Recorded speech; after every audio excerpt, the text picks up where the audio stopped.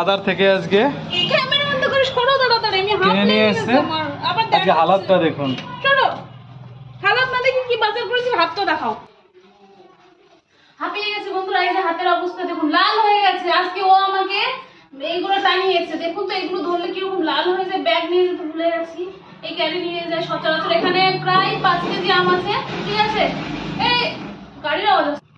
কি আর কব বন্ধুরা, এই যে হাত এই যে পুঁতে গেছে।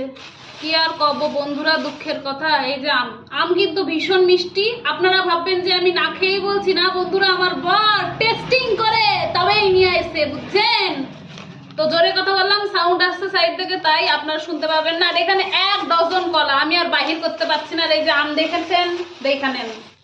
চলুন, আমটা টেস্টি, আমি আর এখন কেটে খেয়ে দেখাচ্ছি না। আর এই যে দেখছেন, এইখানে রয়েছে টমেটো।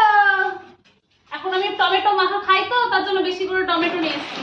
আর এখানে আছে কি, আর ঢালছি না, এই যে আলু একটু নিয়ে আসো, এই যে নিম্বু আর এই যে মির্চি, ঠিক আছে। তো চলো, এই হচ্ছে আজকে বাজার।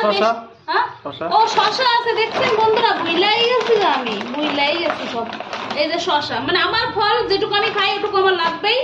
তো যাকে বেশি বাজার করলাম না, দরকার নেই বেশি বাজার। সবজি বাজার এখানকার বেগুন ভালো না, আমার পছন্দ না।